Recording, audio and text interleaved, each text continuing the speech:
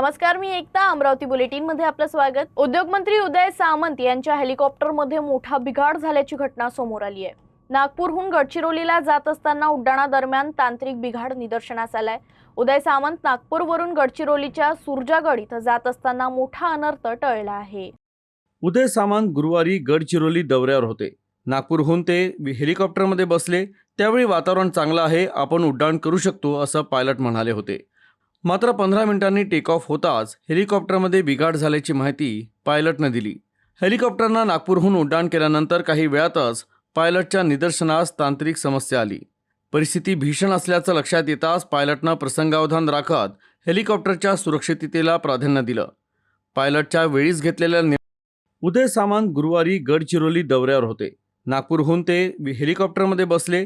त्यावेळी वातावरण चांगलं आहे, आपण उड्डाण करू शकतो असं पायलट म्हणाले होते. मात्र 15 मिनिटांनी टेक ऑफ होताच हेलिकॉप्टरमध्ये बिघाड झाल्याची माहिती पायलटनं दिली. हेलिकॉप्टरनं नागपूरहून उड्डाण केल्यानंतर काही वेळातच पायलटच्या निदर्शनास तांत्रिक समस्या आली. परिस्थिती भीषण असल्याचं लक्षात येताच पायलटनं प्रसंगावधान राखत हेलिकॉप्टरच्या सुरक्षिततेला प्राधान्य दिलं.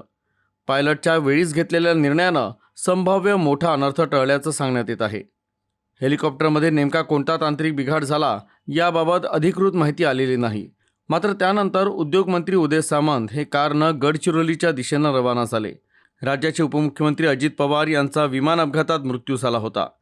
त्यानंतरही VIP लोकांच्या विमानाची सुरक्षा पाळली जात नाही का, असा सवाल आता उपस्थित होत आहे. अल्पसंख्याक संस्थांमध्ये मदरसे, वैद्यकीय पाठशाळा आणि धार्मिक शिक्षण देणाऱ्या संस्थांमध्येही शिकवणाऱ्या शिक्षकांना TET परीक्षा बंधनकारक करा, अशी मागणी राज्य अल्पसंख्याक आयोगाचे अध्यक्ष प्यारे खान यांनी केली आहे.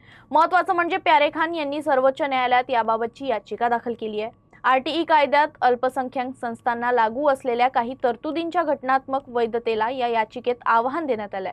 सर्व शाळांमध्ये TET ची अट लागू करण्यात यावी, अशी मागणी याचिकेतून करण्यात आली है. बच्चों को पढ़ाने वाला जो टीचर होता है, जो आर्टिकल 29-30 जो बोलता है कि उनको टीचर अपॉइंट करने के जो पावर्स है, तो वो संस्था संचालक जो भी है वो ये करते हैं कि अपने परिवार से, अपने दोस्तों को ही उसी स्कूल में रख लेते हैं.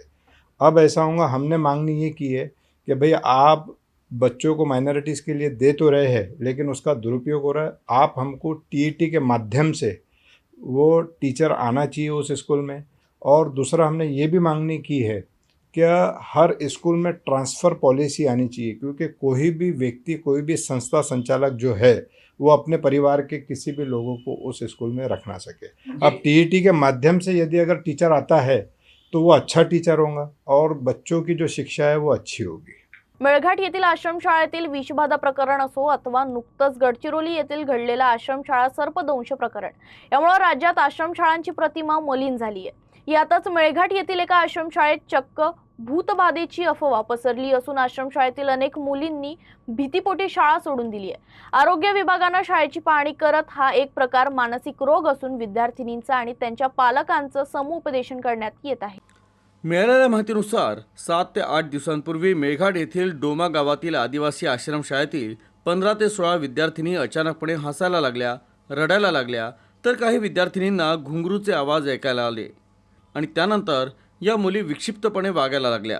मात्र दुसऱ्या दिवशी ही वार्ता गावात पसरताच मुलींना भूतबाधा झाल्याची अफवा पसरली आणि 300च्या वर मुली वसतिगृह सोडून आपापल्या गावी निघून गेल्या.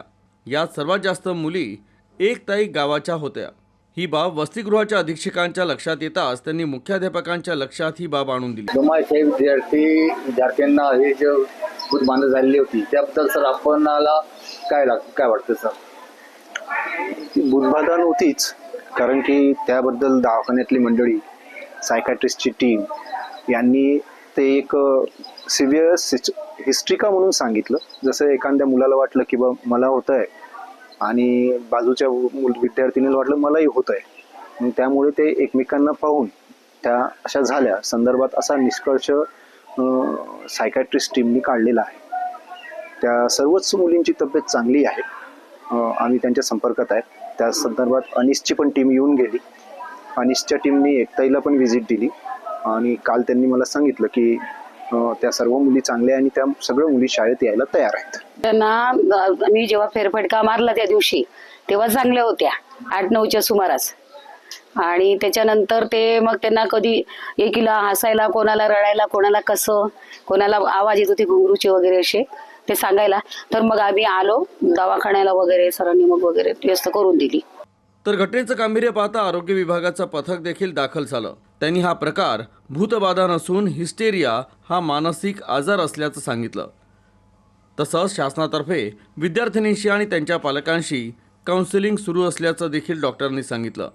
तसंच अंधश्रद्धा निर्मूलन समितीच्या पदाधिकाऱ्यांनी देखील विद्यार्थिनींचं आणि पालकांचं समुपदेशन सुरू केलं आहे. मी डोमा आश्रमशाळेत पाहणी केली असताना मानसोपचार तज्ज्ञांची समूह इथे आलेला होता. अनिशची टीम आलेली आहे, पाहणी केलेली आहे. इंडिव्हिज्युअल सगळ्या विद्यार्थ्यांची काउन्सिलिंग केली आहे, त्यांना निदान केलं आहे. परिस्थिती आटोक्यात आलेली आहे. कोणाला घाबरण्याची सध्या गरज नाही आहे. भीतीचं वातावरण निर्माण करू नका. परिस्थिती आटोक्यात आहे. हे एक मानसिक रोगच आहे, त्याला आपण हिस्टेरिया असं म्हणू शकतो. हे एक त्याचा प्रकार आहे. भूतबाधा असं काही हे अफवा फैलू नका. असं काही गैरप्रकार नाही आहे.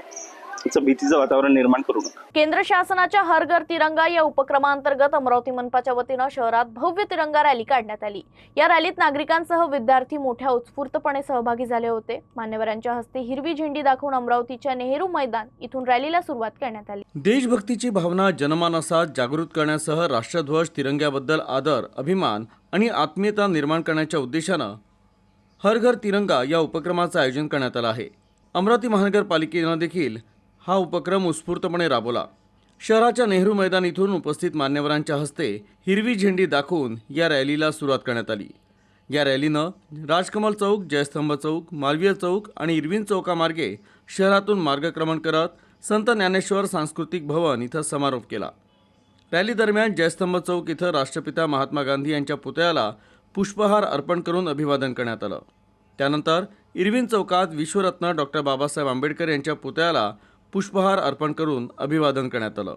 या रॅलीत हजारो अमरावतीकरांसह मनपाचे अधिकारी, कर्मचारी, लोकप्रतिनिधी, व्यापारी, विद्यार्थी, स्वयंसेवी संस्था आणि संघटना सहभागी झाल्या होत्या.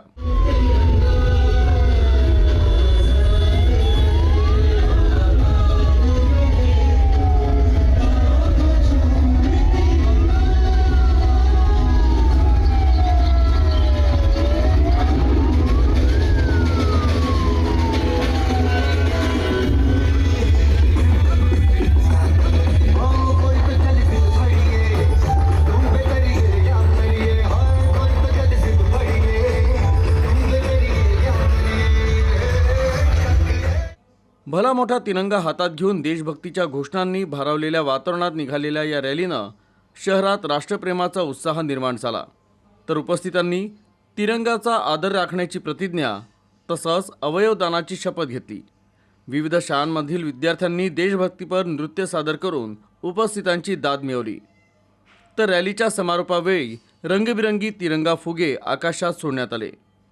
सध्या खरीप हंगामातील अंतर्मशागतीला वेग आला आहे. मात्र मजुरीचे दर वाढले असून एक एकरासाठी सरासरी 2000 पर्यंत खर्च वाढला आहे. चिंतेची बाब म्हणजे मजूर आणि बैलजोडीची तीव्र टंचाई असल्यानं शेतकऱ्यांसमोर प्रश्न निर्माण झाला आहे. खरीप हंगामातील पिकांची आंतरमशागत सध्या वेगानं सुरू झाली आहे. अमरावती तालुक्यात मजूर तसंच बैलजोडीची तीव्र टंचाई निर्माण झाली असून परिणामी शेतकऱ्यांना वेळेत मशागत करून घेण्याकरता मोठी धावपळ करावी लागत आहे.